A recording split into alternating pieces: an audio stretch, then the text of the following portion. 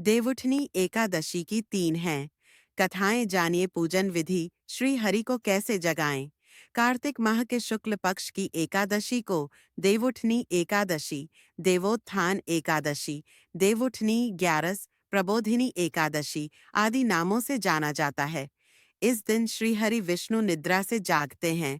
हम जानते हैं देवउठनी एकादशी के उपाय एवं कथाएं जानने से पहले हमारे वीडियो को प्लीज लाइक करें, शेयर करें, सब्सक्राइब करें। तो चलिए आगे बढ़ते हैं। कथा। एक राजा के राज्य में सभी लोग एकादशी का व्रत रखते थे। प्रजा तथा नौकर चाकरों से लेकर पशुओं तक को एकादशी के दिन अन्न नहीं दिया जाता था। एक दिन किसी दूसरे राज्य का एक व्यक्ति राजा के पास आकर बोला, महाराज, कृपा करके मुझे नौकरी पर रख लें।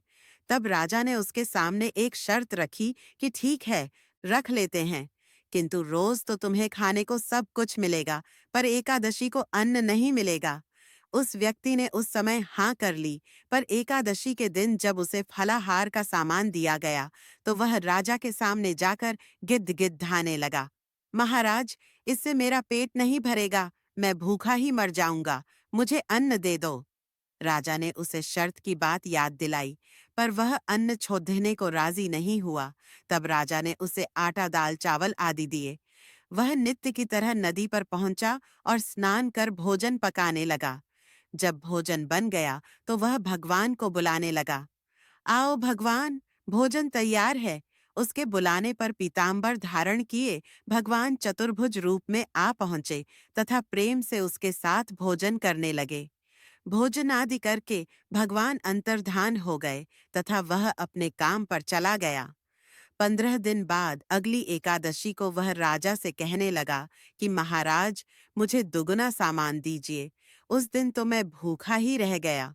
राजा ने कारण पूछा तो उसने बताया कि हमारे साथ भगवान भी खाते हैं, इसीलिए हम दोनों के लिए ये सामान पूरा नहीं होता। यह सुनकर राजा को बड़ा आश्चर्य हुआ। वह बोला, मैं नहीं मान सकता कि भगवान तुम्हारे साथ खाते हैं।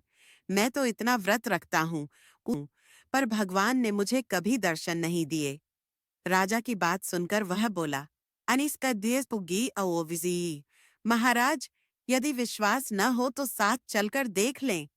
राजा एक पेड़ के पीछे छिपकर बैठ गया। उस व्यक्ति ने भोजन बनाया तथा भगवान को शाम तक पुकारता रहा, परंतु भगवान न आए।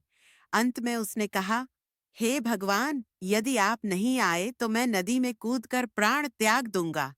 लेकिन भगवान नहीं आए। तब वह प्राण त्यागने के उद्देश्य से नदी की तरफ बढ़ा।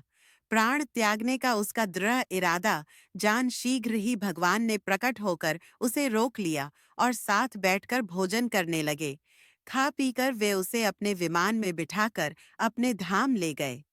यह देख राजा ने सोचा कि व्रत उपवास से तब तक कोई फायदा नहीं होता जब तक मन शुद्ध न हो। इससे राजा को ज्ञान मिला। वह भी मन से व्रत उपवास करने लगा और अंत में स्वर्ग को प्राप्त हुआ।